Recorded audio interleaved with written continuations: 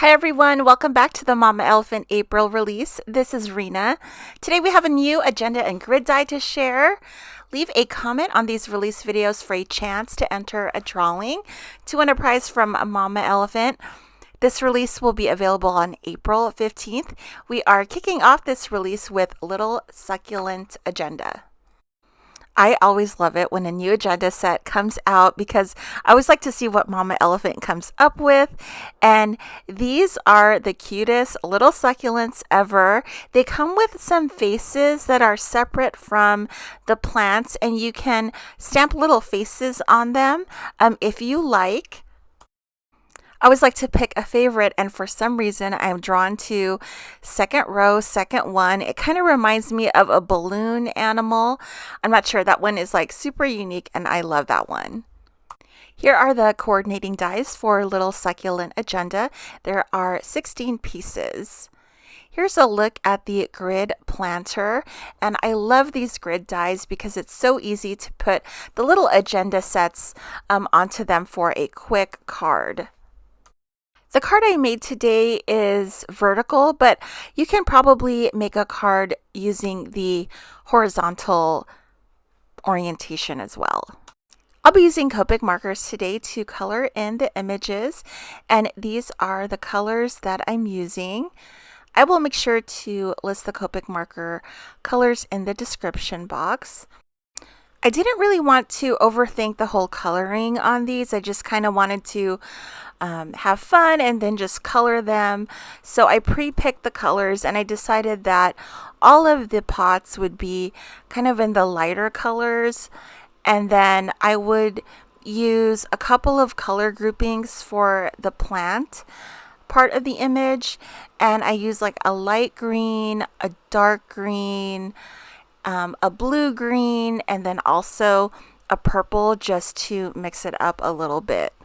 So I'm just using each of the color groupings, and I think I started with the e-colors first, and then now I'm doing like the blue-green color combination, and I'm just picking a couple of the images to color it that color. And when I finish the pots, I'll roll into the plants, and then I'll use a different color to color the plants than the pot. So super easy. I'm just using kind of like 4 different color groupings, and just making sure I don't color the pot the same color as the plant. So I took a break last month to move into the new place that I'm at, and also move the craft room to a way smaller space. So that has been a lot of work to donate stuff, purge stuff, and my friends, there is stuff that I've had since like 2000s. Like some of the stuff is like 12 years old. I have no idea, which means I've dragged this stuff with me throughout the years, like 4 different moves, and I'm like, enough is enough. If I haven't used it in 12 years, then it's not ever going to be used. So I didn't purge everything, but it has been challenging to like adjust to a smaller space. But the one good thing is I'm forced to be neat because I just have like a smaller table now, and like I can't like spread out. So it's kind of forced me to be a little bit neater, and it's just crazy. It's crazy. So this is the first time that I'm crafting here, and I can see that I have to make like different adjustments on where I put things. But all in all, I kind of like how everything is close to me. And I don't have to like get out of my seat to like get stuff like as far as tools and things like that. I thought it would be fun to add a little purple to the mix, just so it's not so bland. So I used V09 and V06. I don't typically use purples because I find them hard to blend. but I really wanted to use kind of this like shocking color in the mix of all the muted tones. When I'm coloring something green, the plants, I use like a lighter green combo, G40 and G43.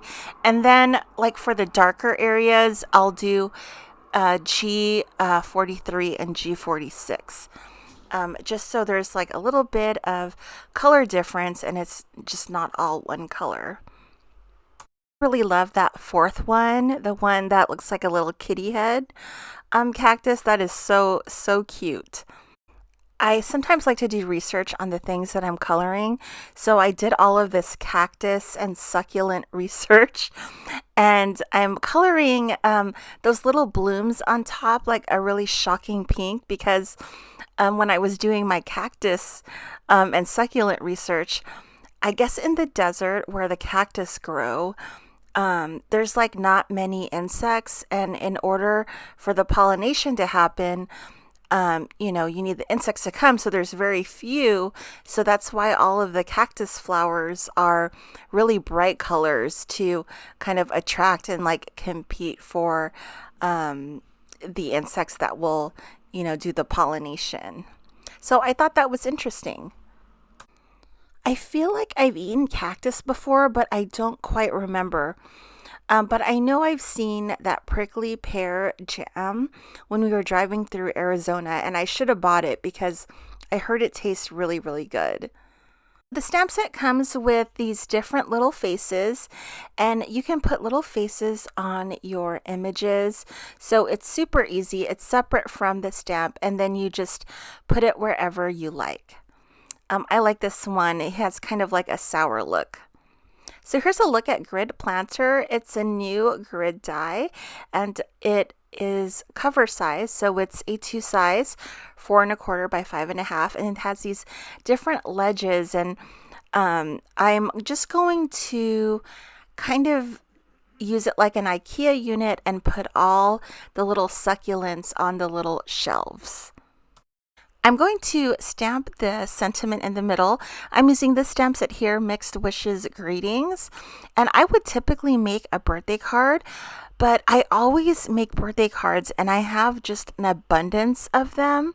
So lately when I have to send a card out, sometimes I end up just sending a birthday card because I don't have any non-birthday cards. So I'm using this one that says, wishing you love and happiness. Sometimes I just need like a generic card that's not a birthday card, and I have just a lot of birthday cards because that's my typical go-to, but we have enough.